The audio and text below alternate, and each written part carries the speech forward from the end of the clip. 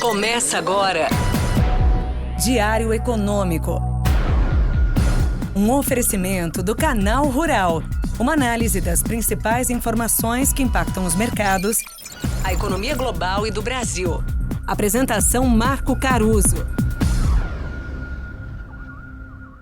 Fala pessoal, bom dia. Hoje é sexta, 15 de setembro de 2023 e esse é o seu Diário Econômico. O Banco Central Europeu mandou dizer que acabou. Depois de subir seu juro básico mais uma vez, o comunicado do BCE disse que as taxas já atingiram níveis que, mantidas aí por um tempo suficientemente longo, vão contribuir para a inflação convergir para a meta de 2%. Em Banco Centralês, esse é o jeito de dizer que o cenário básico é parar o ciclo de alta aí e observar. Também é o jeito de dizer que eles não querem que a curva de juros precifique quedas muito cedo. Eles seguiram a mesma retórica que o nosso Copom usou aqui. Aliás, esse parece ser o mantra dos BCs nesse ciclo. Dado que o cenário de desinflação não é óbvio no curto prazo, mas já se subiu bastante o juro e isso pode sim frear de forma mais brusca as economias, eles preferem tentar parar para olhar e também tentar segurar os ânimos no gogó. Fora isso, mais de um banqueiro central incorporou no seu discurso a ideia de que os impactos da política monetária na economia envolvem defasagens longas e variáveis no tempo. No bom português, a turma está achando que o PIB e o emprego ainda vão sentir mais forte esse juro mais alto, assim como a inflação, né? Mas que esse efeito pode estar demorando mais do que se via antigamente, porque a Covid e outros fatores recentes deram uma embaralhada nessa transmissão. Enfim, mas o fato é que um sinal assim vindo do Banco Central Europeu, que vinha falando mais grosso que os outros BCs, é bastante relevante para se discutir os caminhos dos juros globais no futuro.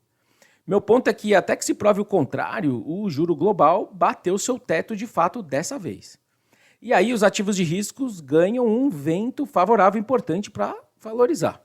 E isso vai acontecer num primeiro momento, antes até que a gente descubra se isso aconteceu nessa parada dos juros globais, porque o PIB vai piorar bem ao redor do mundo, né, o que seria ruim, ou se é porque uma desinflação mais saudável está vindo por aí. Enfim, antes do fato consumado, a narrativa pode ser pró-risco mesmo, né? Tomada de risco. Lembrando que os mercados navegam muito mais tempos ali pelas histórias em volta dos fatos do que pelos fatos em si. Bom, nesse ambiente a gente viu bolsas ali todas no verde, subindo perto de 1% ou mais até. As commodities mais cíclicas, ou enfim, aquelas que não têm alguma força contrária ali do lado da oferta muito forte, ganharam tração também. E boa parte da renda fixa global valorizou bem, ou seja, reduziu seus juros futuros precificados. A grande exceção foram os Estados Unidos. As pequenas altas que a gente viu nos juros lá vieram na esteira de fortes vendas no varejo que saíram ontem também, crescendo acima do previsto em agosto, assim como também preços no atacado mais salgados. Os dois números sofrem uma influência grande da alta nos preços dos combustíveis que a gente está vendo, depois que o petróleo varou os $90 por barril e por lá ficou. Outro mercado com dinâmica interessante ontem foram as moedas. O euro caiu para o seu menor nível em 6 meses, depois dessa sinalização do Banco Central por lá, e também puxou um dólar forte contra as moedas de países desenvolvidos, principalmente. Só que o nosso real aqui e outras moedas de países emergentes gostaram desse ambiente pró-risco que o Banco Central Europeu gerou e os juros mais baixos também que eles criaram ali e acabaram valorizando bem. Fora isso, o Brasil ainda tem duas histórias importantes e positivas para contar. A primeira, né, e acho que menos importante, a gente viu ontem o setor de serviços confirmando mais um crescimento robusto no mês de julho. Vamos ver como vai vir o varejo que sai daqui a pouco às 9 horas. Mas fora isso, também é interessante perceber que o nosso real tem caído bem na parte da manhã, mais de um dia aí nos últimos dias. A minha suspeita é que as empresas que captaram lá fora nessa primeira metade de setembro estão internalizando pelo menos uma parte dessa grana. Foram quase 5 bilhões de dólares de dívida nova que foram tomadas lá fora, aproveitando aí essa volta das férias no hemisfério norte. Bom, para terminar, na noite de ontem a China divulgou seus principais dados de atividade referentes a agosto.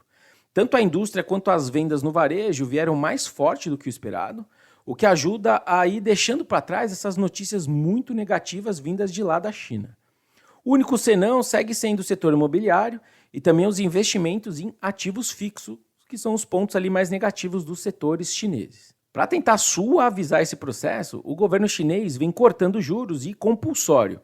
Só que o impulso de crédito segue muito mais neutro do que expansionista aos olhos da atividade econômica. Mas enfim, a China vai deixando talvez o seu pior momento para trás. Vamos ver como que vem essa velocidade da recuperação a partir daqui. Por hoje é isso, turma. Bom dia, bons negócios e sorte sempre. Você ouviu Diário Econômico, um oferecimento do Canal Rural. Uma análise das principais informações que impactam os mercados, a economia global e do Brasil. De segunda a sexta, às 6 da manhã, no Spotify e YouTube.